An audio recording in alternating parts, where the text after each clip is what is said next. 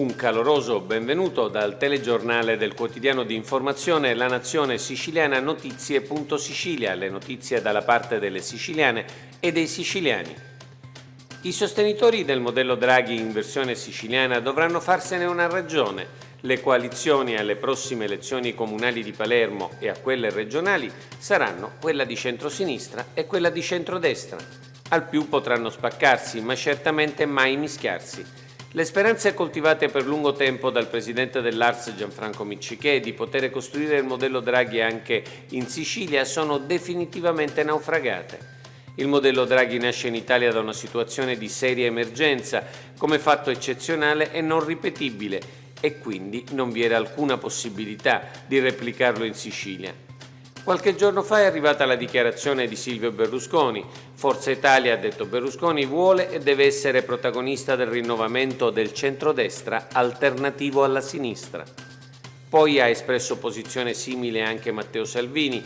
Non vedo perché dovremmo mai più governare con la sinistra. La Lega è alternativa alle sinistre in Italia e in Europa e lo sarà in futuro.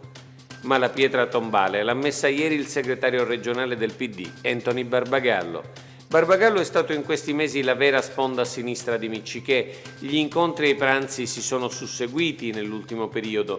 L'unico inconveniente era la Lega. Miccichè la voleva includere nel nuovo patto con la sinistra siciliana e Barbagallo non era invece disponibile. Ma Miccichè non disperava sulla possibilità di riuscire a fargli cambiare idea. Ieri però i sogni sono ufficialmente terminati. Barbagallo ha dichiarato di lavorare per dar vita a candidature identitarie che guardino alla storia e ai valori del centrosinistra siciliano. Non poteva essere più chiaro. La sinistra torna ancora una volta nelle sue trincee a fare il suo vecchio mestiere di perdente. A Miccichè non resta che rassegnarsi al fallimento del progetto e cercare scuse diverse dal cambio di coalizione per tentare di fare fuori Musumeci. Vorremmo peraltro ricordare a lui e a tutto il centrodestra che prima vi sono importantissime elezioni comunali e che chi vincerà quelle metterà una seria ipoteca sul risultato delle regionali. Il governo Musumeci ha aggiornato e approvato il piano energetico ambientale della regione siciliana. Il nuovo piano è in linea con gli obiettivi europei del Green Deal e definisce l'evoluzione del sistema energetico regionale fino al 2030. Si prevedono azioni utili per la transizione energetica e la decarbonizzazione. Il piano dedica inoltre particolare attenzione all'idrogeno quale vettore energetico innovativo. Non a caso, infatti, la Regione Siciliana ha risposto all'avviso emanato dal Ministero della Transizione Ecologica per la riconversione di aree industriali dismesse per la creazione di centri di produzione e distribuzione di idrogeno. Il piano prevede 2 obiettivi prioritari: la riduzione dei consumi energetici negli usi finali, con particolare riferimento al settore civile agricolo nonché a quello dei trasporti, l'incremento della quota di energia rinnovabile con un'incidenza stimata del 68% al 2030 sul totale della produzione energetica regionale rispetto al 33% del 2019. Questo significa che entro il 2030 si dovrà triplicare la produzione di energia da rinnovabili e dimezzare quella da fonti non rinnovabili. Ammontano a oltre 1 miliardo e 200 milioni di euro le risorse per infrastrutture del Fondo Sviluppo e Coesione che saranno anticipate alla Regione Siciliana. Un risultato davvero importante per il governo Musumeci. Risorse utili per finanziare opere immediatamente cantierabili nell'isola, strade, autostrade, ferrovie, dighe, reti di distribuzione idrica. Abbiamo avviato la gara, ha detto il presidente Musumeci, per avere al nostro fianco una società di progettazione, scelta che potrà ovviare alle carenze di organico del personale interno all'amministrazione.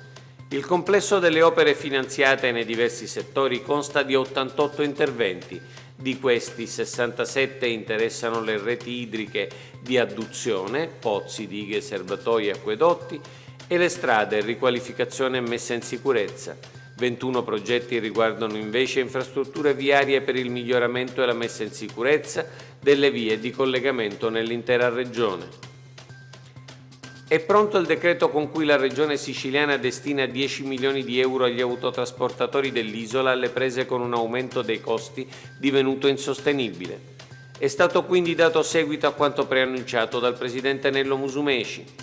I rappresentanti della categoria, dice il governatore, hanno stimato nel 30% il surplus complessivo derivante dagli aumenti che riguardano carburante, pedaggi e materie prime.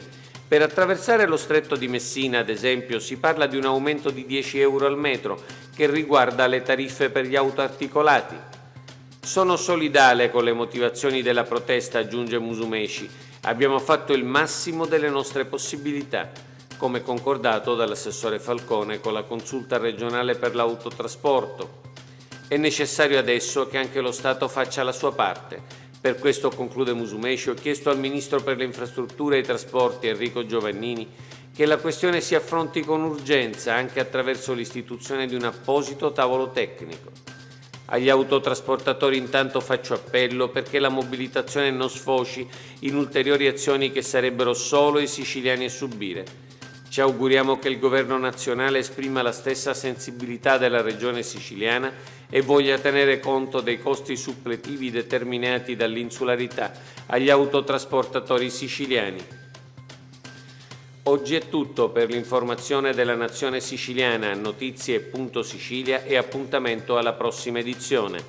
Per approfondire le notizie andate direttamente sul nostro sito www.lanazionesiciliana.eu.